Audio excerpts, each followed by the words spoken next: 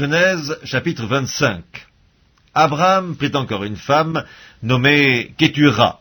Elle lui enfanta Zimran, Jokshan, Médan, Madian, Jishbak et Chouach. Jokshan engendra Séba et Dedan. Les fils de Dedan furent les Ashurim, les Létushim et les Léumim. Les fils de Madian furent Epha, Épher, Enoch, Abida et Eldaa. Ce sont là tous les fils de Kétura.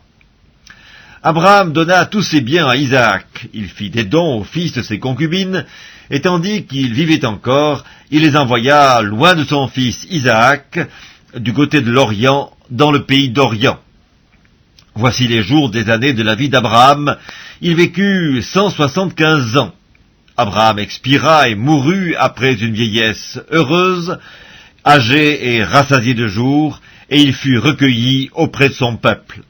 Isaac et Ismaël, ses fils, l'enterrèrent dans la caverne de Macpéla, dans le champ d'Ephron, fils de Tsoar, le Hétien, vis-à-vis de Mamré.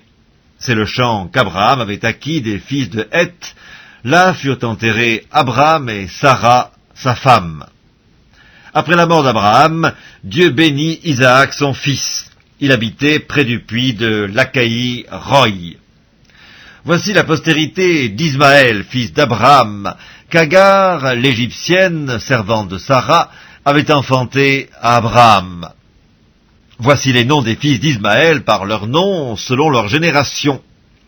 Nébajot, premier-né d'Ismaël, Kédar, Adbéel, Mipsam, Mishma, Duma, Massa, Hadad, Théma, Jétur, Naphish et Kedma. Ce sont là les fils d'Ismaël, ce sont là leurs noms, selon leurs parcs et leurs enclos. Ils furent les 12 chefs de leur peuple. Et voici les années de la vie d'Ismaël, 137 ans. Il expira et mourut, et il fut recueilli auprès de son peuple. Ses fils habitèrent depuis Avila jusqu'à Chour, qui est en face de l'Égypte, en allant vers la Syrie. Il s'établit en présence de tous ses frères. Voici la postérité d'Isaac, fils d'Abraham. Abraham engendra Isaac. Isaac était âgé de 40 ans quand il prit pour femme Rebecca, fille de Bethuel, l'araméen de Padan-Aram, et sœur de Laban, l'araméen. Isaac implora l'Éternel pour sa femme, car elle était stérile, et l'Éternel l'exauça. Rebecca, sa femme, devint enceinte.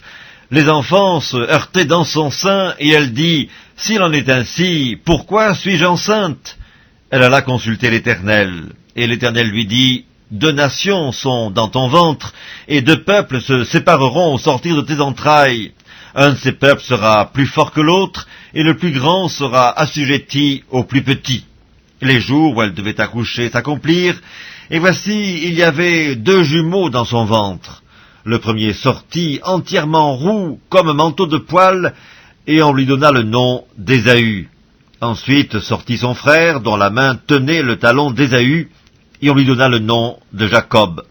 Isaac était âgé de 60 ans lorsqu'ils naquirent. Ses enfants grandirent. Ésaü devint un habile chasseur, un homme des champs, mais Jacob fut un homme tranquille qui restait sous les tentes.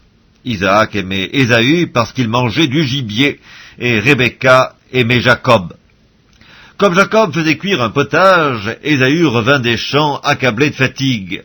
Et Ésaü dit à Jacob, « Laisse-moi, je te prie, manger de ce roux-là, car je suis fatigué. » C'est pour cela qu'on a donné à Ésaü le nom d'Édom. Jacob dit, « Vends-moi aujourd'hui ton droit d'aînesse. » Ésaü répondit, « Voici, je m'en vais mourir, à quoi me sert ce droit d'aînesse ?»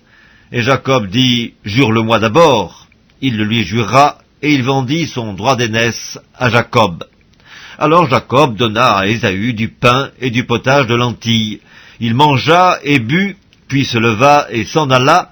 C'est ainsi qu'Ésaü méprisa le droit d'aînesse.